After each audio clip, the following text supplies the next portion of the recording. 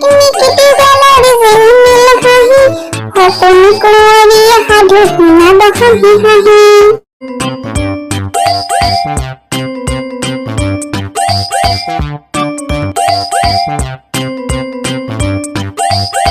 জিমজাম নামৰ এটা ভয়ানক ৰাক্ষসে শক্তিগড় ৰাজ্যৰ পাহাৰৰ দাঁতিত বাস কৰিছিলে। জিমজামৰ মূৰত দুটা ডাঙৰ ৰঙা শিং আছিল। দুফালে দুটা দীঘল দাঁত ওলাই থকা তেলেকা ৰঙা চকুৱা জিমজামে মাজে মাজে গাঁৱলৈ গৈ ঘৰ দুৱাৰ ভাঙি তহিলং কৰে আৰু ঘৰচীয়া জন্তুৰ লগতে মানুহবোৰকো ধৰি মাৰি খায়। শক্তিগড় ৰাজ্যৰ ৰজা প্ৰতাপ সিং বৰ চিন্তান্বিত হৈ পৰিছিল। জিমজাম ৰাক্ষসক মাৰিবলৈ এটা উপায় বিচাৰি তেওঁ হাবাথুৰি খাইছিল। সেনাপতি যোৱা, গোটেই ৰাজ্যতে ঢোল পিটি ঘোষণা কৰি দিয়া, যিয়ে এই জিমজাম ৰাক্ষসক মাৰিব বা খেদি পঠিয়াব পাৰিব তাক 100 স্বৰ্ণ মুদ্ৰাৰে পুৰস্কৃত কৰা হ'ব। মহাৰাজৰ আদেশ শিৰোধাৰ্য। মহাৰাজ, আপুনি নিশ্চিন্তে থাকক। আপোনাৰ এই আদেশ মই ৰাজ্যৰ চুকে কোণে সকলো প্ৰজাই জনাকৈ ঢোল পিটি ঘোষণা কৰাই দিম। মহাৰাজৰ জয় হওক।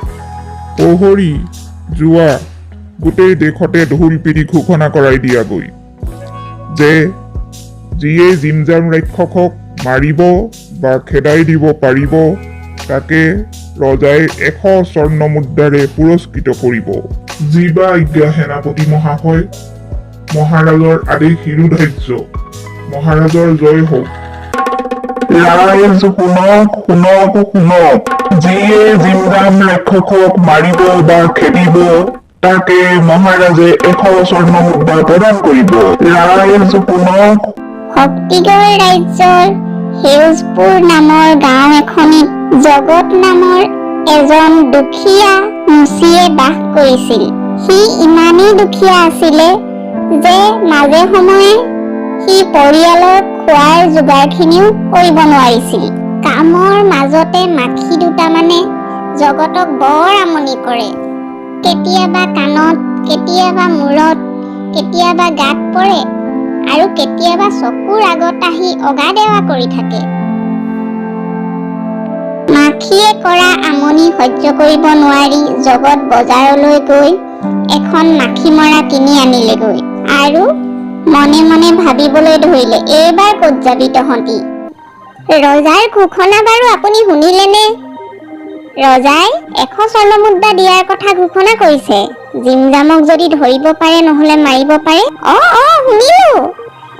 তাকেহে এতিয়া বা কোনে জিমজামক মাৰিব পাৰে? সোনকালে মাৰিলেই হয় আৰু ইমান যে চিন্তা হৈছে, নহলে যে কি হব, ইমান অত্যাচাৰী। মই 3টা একেলগে মাৰিব পাৰো। এই ঘৰটোৰ পৰাই মাতটো অহা নাইনে বাৰু? আচৰিত দেই, 3টা ৰাক্ষসক একেলগে মাৰিব পাৰো বুলি কৈছে। বলক বলক, ৰৈ থকাৰ সকাম নাই, আমি মহাৰাজক খবৰটো দিওঁগৈ। সোনকালে মুঠতে জিমজাম ৰাক্ষসৰ পৰা পৰিত্ৰাণ পাব লাগে। মহাৰাজৰ জয় হওক। মহাৰাজ, আমি দুয়োগৰাকী আপোনাৰ ৰাজ্যৰ সেউজপুৰ নামৰ গাঁৱৰ বাসিন্দা। ৰাজঘোষণাটোৰ বিষয়ে আমি যেতিয়া কথা পাতি আছিলো তেতিয়া দাঁতিৰে এটা ঘৰৰ পৰা এজন মানুহে 3টা মাৰিব পাৰো বুলি কৈছে। হয় মহাৰাজ, ময়ো নিজ কাণেৰে শুনিছো। মই তোমালোক দুয়োগৰাকীৰে ৰাজভক্তি দেখি মোহিত হৈছো। সেনাপতি, এওঁলোক দুয়োগৰাকীকে 50টাকৈ সোণৰ মুদ্ৰাৰে পুৰস্কৃত কৰা। 50টা স্বৰ্ণ মুদ্ৰা কম কথা নহয় কিন্তু। মই বিৰাট গৌৰৱবোধ কৰিছো ৰজাৰ হাতৰ পৰা এই পুৰস্কাৰটো পাই। হয় হয়, ময়ো নিজকে বহুত ভাগ্যৱতী বুলি ভাবিছো। নহলেনো 50টা সোণৰ মুদ্ৰা আমাৰ নিচিনা মানুহে ক'ত দেখিবলৈ পাম? সেনাপতি, তুমি সেউজপুৰ গাঁৱৰ একেলগে 3টা ৰাক্ষস মাৰিব পৰা সেই বীৰ পুৰুষজনলৈ ৰাজআজ্ঞা পঠিয়াই দিয়া, যাতে তেওঁ জিমজাম ৰাক্ষসক মাৰি আমাৰ দেশক এই বিপদৰ পৰা উদ্ধাৰ কৰে। হে বীৰ পুৰুষ, আপোনালৈ মই এটা ৰাজআজ্ঞা কঢ়িয়াই আনিছো। বীৰ পুৰুষ? মই? হয়, আপুনি। আপুনি জানো তিনিটা ৰাক্ষসক একেলগে মাৰিব পাৰিম বুলি কোৱা নাছিলে? ৰাক্ষস? মই ক'ত ৰাক্ষস মাৰিলো? মোক মাখিয়ে বহুত দিগদাৰ কৰে কাম কৰি থাকোতে।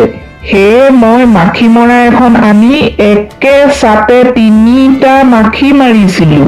মই সেইবোৰ নাজানো। আপুনি ৰাজআজ্ঞা পালন কৰিবই লাগিব। আপুনি জিমজাম ৰাক্ষসক মাৰিব লাগিব বা নহলে খেদি পঠিয়াব লাগিব। এইফালে থাকিলে ৰজাই কাটিব, সিফালে গলে জিমজাম ৰাক্ষসে ঠেকেচি মাৰিব। ৰজাই আদেশ দিছে যেতিয়া মানিবইতো লাগিব। কি কৰিম আৰু, যাওঁ। মৰিলেও মৰিম জিমজাম ৰাক্ষসৰ হাততে।